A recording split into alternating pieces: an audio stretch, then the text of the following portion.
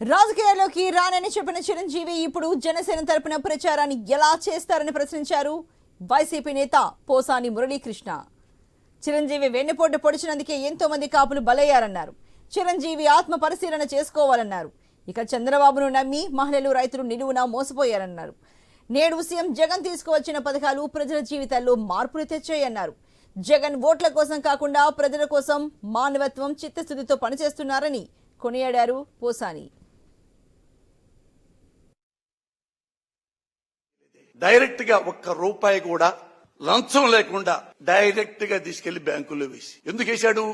Only ఓట్ల కోసమేనా? ఇన్ని లక్షల కోట్లు అంటే మీరు ధనవంతులు, మా కమ్మ ధనవంతులు, మా కాపు ధనవంతులు, వీళ్ళు కూడా మాలాంటి పెద్దవాళ్ళని పేదవాళ్ళని లక్షలు చదివించింది స్వార్థం కోసమా, ఓట్ల కోసమా? భవిష్యత్తులో రాజకీయ నాయకుడు అవుతావనే కాదుగా. హోల్ హార్టెడ్నెస్, మానవత్వం. వాడు మనలాంటి మనిషే, కాబట్టి మనకి డబ్బు ఉంది, వాడికి డబ్బు లేదు. ఇదే లాజిక్ జగన్మోహన్ రెడ్డి గారిది. నాడు నుండి చదివించాడు.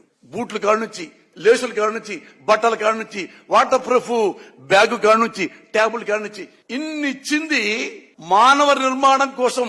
దీని మించిన మానవ అభివృద్ధి కంటే గొప్ప అభివృద్ధి ఇండియాలో ఇంతవరకు జరగలా జరుగుంటే మీరు చెప్పండి. జగన్మోహన్ రెడ్డి గారు చేయలేదే. డైరెక్ట్ గా ఒక్క రూపాయి కూడా లంచం లేకుండా డైరెక్ట్ గా తీసుకెళ్లి బ్యాంకుల్లో వేసి ఎందుకు వేశాడు? ఓన్లీ ఓట్ల కోసమేనా? ఇన్ని లక్షల కోట్లు అంటే మీరు ధనవంతులు, మా కమ్మ ధనవంతులు, మా కాపు ధనవంతులు, వీళ్ళు కూడా మాలాంటి పెద్దవాళ్ళని పేదవాళ్ళని